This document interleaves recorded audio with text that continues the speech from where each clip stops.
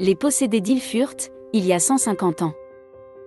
Un cas de possession est avéré lorsqu'une entité maléfique décide de s'approprier le corps d'une personne, de son plein gré ou non. Il y a 150 ans, l'affaire des possédés d'Ilfurt éclata et l'histoire des 2 enfants possédés par des démons défraya la chronique. Nous sommes dans la seconde moitié du XIXe siècle, à Ilfurt, village situé dans le Cingo, la partie la plus méridionale d'Alsace. C'est là qu'habite la modeste et pourtant laborieuse famille Berner. Le père est marchand ambulant et la mère s'occupe de ses 3 ou 5 jeunes enfants. Rien ne prédestinait cette famille à vivre les terribles événements que nous vous relatons ci-dessous. Comment analyserions-nous de tels faits s'ils se produisaient à notre époque? Le village d'Ilfurt restera lié, pour toujours, au dernier cas de possession démoniaque connu en Alsace et reconnu comme tel par l'Église. Les possédés d'Ilfurt.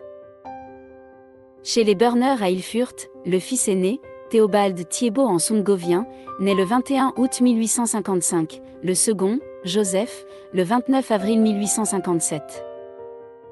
À l'automne 1864, les 2 enfants, âgés respectivement de 9 et 7 ans, sont atteints d'un mal mystérieux. Le docteur Lévy, médecin cantonal d'Alkirch ainsi que plusieurs autres confrères mulhousiens, les docteurs Kraft, Weyer et Sertecki appelés en consultation, se déclarent incapables d'apposer un diagnostic sur leurs symptômes. Les remèdes tentés restent sans effet. Thiebaut, en particulier, devient d'une maigreur squelettique. Curieuse maladie, le 25 septembre 1865, apparaissent chez les 2 garçons des symptômes franchement anormaux. Couchés sur le dos, ils se mettent à tourner sur eux-mêmes, comme de vrais toupies, avec une rapidité effrayante. Puis ils s'en prennent violemment au lit et aux meubles de la maison, avant de connaître des contorsions des membres inférieurs, des convulsions et des violentes attaques de nerfs, puis tombent, pour plusieurs heures, dans un tel état comateux qu'on les croit morts. Souvent, après ces crises, les 2 jeunes malades avaient une faim de loup que rien ne pouvait apaiser. D'autres fois, leur ventre se gonflait. Ils sentaient courir dans leur estomac comme un animal grouillant. Thiebaut raconte qu'il se sent poursuivi par un monstre horrible, au bec de canard, aux mains griffues, au plumage immonde. En voyant le spectre planer sur son lit et faire semblant de l'étrangler, l'enfant pousse des cris effroyables, se précipite sur le monstre et lui arrache des plumes, à 20 ou 30 reprises, en plein jour et en présence de nombreux témoins. Brûlées, ces plumes à l'odeur fétide ne laissaient aucune cendre. Des fantômes, qu'ils étaient cette fois seuls à apercevoir, les remplissaient d'une horrible frayeur. Parfois, les enfants se trouvaient assis sur une chaise, celle-ci était tout à coup soulevée par une main invisible et lancée dans un coin, tandis que son occupant était envoyé voler dans un autre. Tant de tribulations finissent par clouer au lit les pauvres enfants au corps douloureusement démangé par d'effroyables picotements. Durant des heures entières, les enfants sont calmes et apathiques. Et tout à coup, ils s'énervent, se raidissent, gesticulant comme des forcenés, criant et hurlant. Leur voix n'était pourtant pas celle d'un enfant, mais une puissante voix d'homme enroué. Comme les enfants gardaient la bouche fermée, il était évident que ces paroles étaient le fait d'êtres invisibles établis en eux. De là à penser à Satan. Insensible aux invocations religieuses. On essaie d'approcher d'eux un objet béni, petite croix, chapelet, médaille, mais alors ils entrent dans une violente fureur. De plus, ils ont cessé de prier. Les noms de Jésus, de Marie, du Saint-Esprit, les font se dresser en tremblant et en criant. Le premier magistrat du lieu, M. Trèche, obtient une fois d'un seul coup le silence en criant aux petits, au nom de la très sainte Trinité, criez plus fort. La frayeur s'empare aussi des parents, Joseph Berner et Marianne Folzé qui assistent impuissants à ces désolants spectacles. La peur gagne également les voisins et les visiteurs ou curieux, chaque jour plus nombreux, venus pour certains de loin.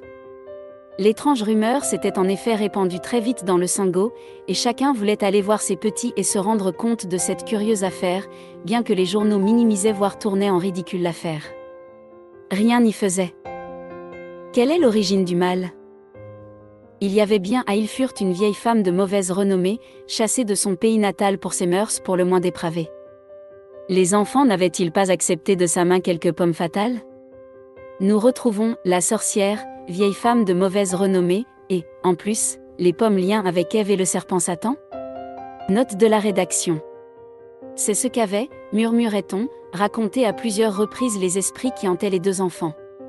De plus, Étrangement bizarre était l'angoisse des petits en présence des choses saintes, leur violente répugnance à l'égard de l'Église, de la prière, du service divin ainsi que les exécrables jurons et les propos orduriers qu'ils proféraient sans cesse.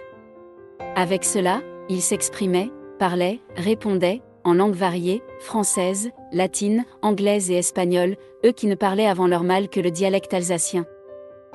Les autorités interviennent quoi d'étonnant, dès lors, que chacun veut voir les pauvres petits, et surtout, que les autorités civiles et religieuses se préoccupent de leur sort, ordonnant sur le cas une enquête approfondie. Au premier rang des personnes intéressées figure le chargé d'âme d'Ilfurt, Charles Bray, grand dévot de la Vierge. Aussi, l'éminent et pieux curé porte à la famille Burner un intérêt tout particulier. Il a vite compris que les phénomènes étaient d'origine diabolique et qu'il s'agit d'un cas de possession. Par sa correspondance du 8 février 1868, il en avise l'évêque et présente un exposé succinct. Il écrit entre autres que « le cordon de Saint-Joseph fortement lié qu'il soit au corps et aux bras, leur serait arraché violemment par une puissance occulte et jeté dans un coin de la demeure, le scapulaire voltigerait par la chambre. » L'aîné aurait prédit la mort de 2 personnes qu'il ne savait point malades, mort qui est en effet survenue depuis. Voilà ce qu'on dit, quant à moi, je n'ai encore rien vu, sinon quelques accès de contorsion. Archives départementales 4M54. Après un premier exorcisme tenté par les bénédictins à Einsiedeln en mai 1868 et bien secondé par le maire Trèche et d'autres fidèles, le curé Bray adresse sur l'affaire un second rapport à l'autorité ecclésiastique, laquelle ne dépêchera qu'au printemps 1869 à Ilfurt une commission de 3 théologiens, Ignace Spies, maire de Sélestat, M. Martineau, directeur de la régie à Sélestat et M. Lacherman, de la congrégation des frères de Marie et professeur à Saint-Hippolyte, pour mener une enquête officielle puis, au besoin, de procéder à l'exorcisme.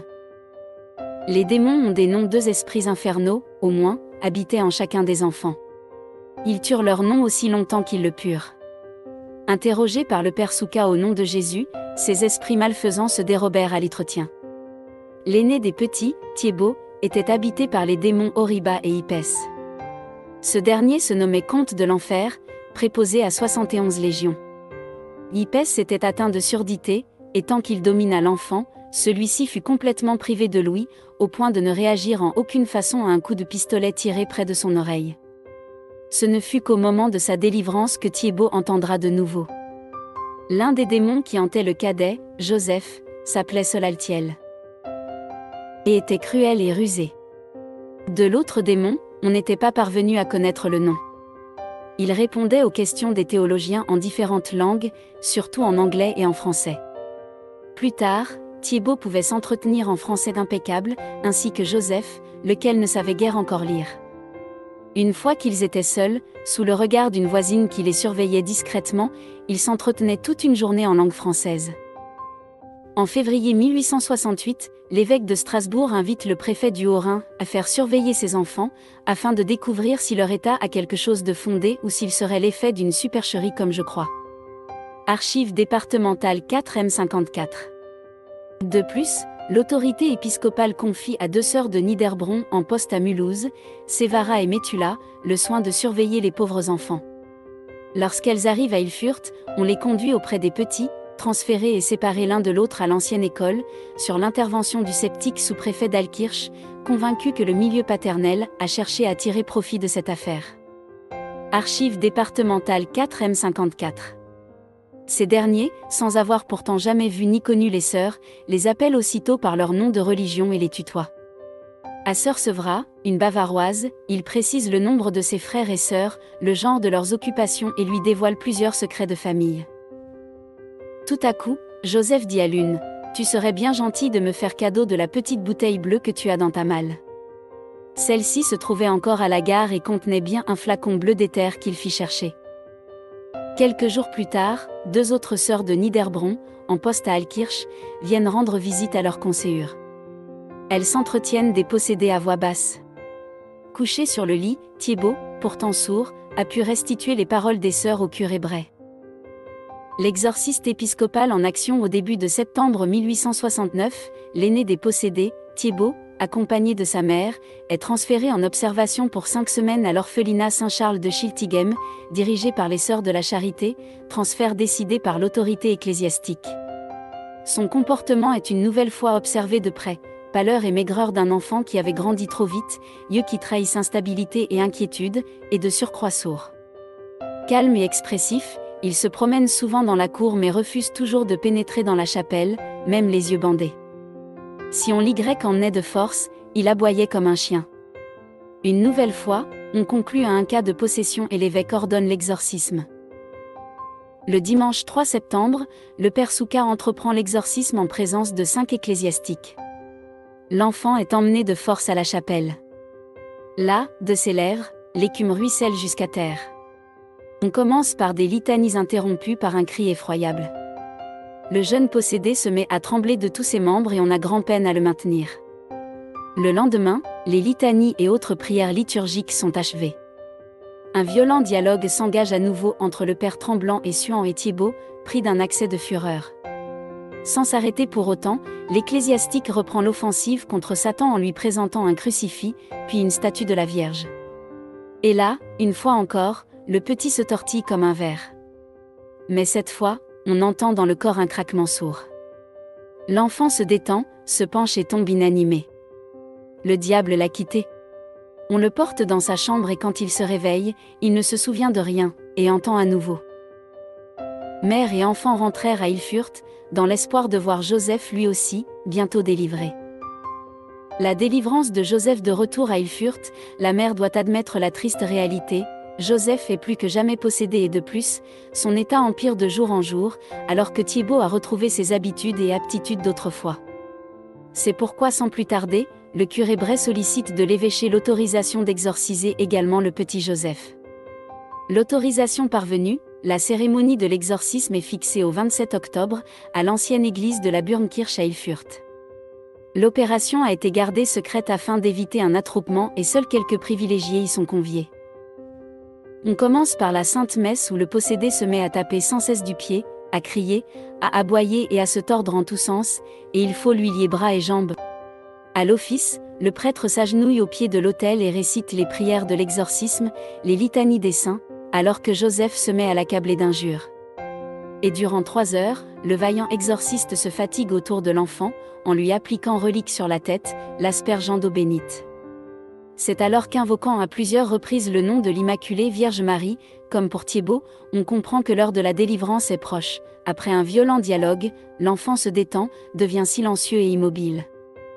Après un instant, il s'étire comme quelqu'un qui s'éveille, ouvre ses yeux et paraît fort surpris de se trouver dans la Burmkirche en pareille compagnie. Il va sans dire que le retour à la maison paternelle donnera lieu à une grande réjouissance. Le dimanche suivant, le 31 octobre, fut célébré à l'église l'Action de grâce avec Te Deum et sonnerie de cloche à toute volée. Un monument à la Vierge. Il fut décidé que la victoire contre Satan était assurément à mettre au crédit de la Vierge, tant à Schiltighem pour Thiébaut qu'à Ilfurt pour Joseph. Avec l'argent récolté de la vente d'un petit opuscule écrit par le curé Bray, en 1872, on éleva en face de l'ancienne ferme de la famille Burner, la fameuse statue de l'Immaculée Vierge Marie, en fonte dorée, sur un imposant socle de pierre, le tout plus de 2 mètres, mémorial sculpté par Victor Muller de Dannemarie. Sur le socle, on peut lire cette phrase « In memoriam perpetuam liberationiorum possessorum Theobaldi et Josephi Burner, obtenta per intercessionem Beate Maria Immaculata ». Anno Domini MD Sexix, en souvenir perpétuel de la délivrance des 2 possédés Théobald et Joseph Burner, obtenue par l'intercession de Marie, la Vierge Immaculée dans sa conception. L'an du Seigneur 1869. Décédés jeunes. Les 2 petits ex-possédés sont décédés encore jeunes. Thiébaut meurt quelques 2 ans après sa délivrance, le 3 avril 1871, à l'âge seulement de 16 ans. Son frère Joseph a trouvé du travail, s'est marié et s'est établi à Zillisheim.